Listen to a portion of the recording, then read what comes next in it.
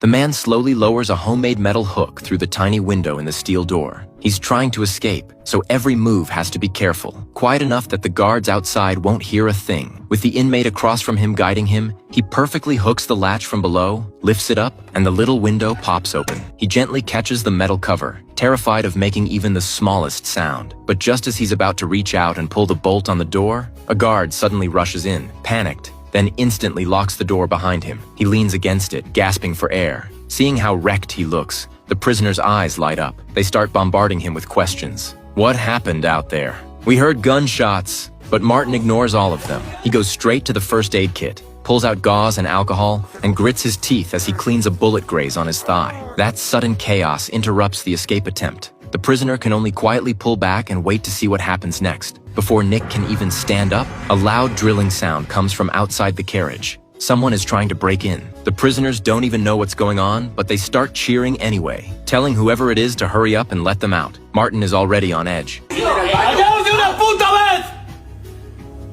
¡De aquí no va a salir ni Dios! He storms over to the monitors to check what's happening in the driver's cabin, and he catches a glimpse of a man in black breaking in and ripping out the camera. Right then, the prisoner who was about to escape, Ramis, sees his chance. He runs out, trying to grab the keys. Martin immediately pulls the cell gate closed, but Ramis jams it with his foot. Ramis grabs Martin by the throat. Martin doesn't back down. He shoves his fingers straight into Ramis's eye socket. Ramis screams from the pain, then explodes with strength, throws Martin back, and the two start fighting. But Martin's leg is injured. After a few rounds, Ramis overpowers him and hurls him into the corridor. At the critical moment, Martin yanks out his pistol. Only then does he barely regain control. He gets back up, ready to shove Ramis back into the cell, when suddenly a sharp, disgusting smell fills the whole carriage. An old man inside one of the cells wipes his hand across the floor and realizes the ground is soaked in gasoline. Before he can even warn Martin, a tiny flame gets tossed in through a hole. The fire spreads fast. So fast it starts creeping toward the next cell. If they don't do something right now, everyone is going to die in here. Martin doesn't hesitate anymore. He grabs a fire extinguisher and rushes to put the flames out,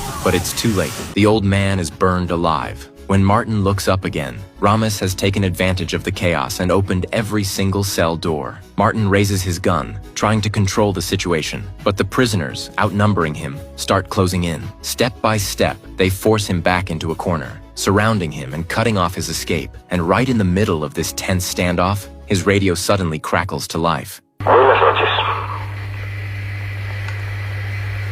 A ver, aquí no hay mucha historia. Yo no puedo entrar. ¿Ese quién es? Si queréis quedar libres, solo tenéis que abrirme la puerta.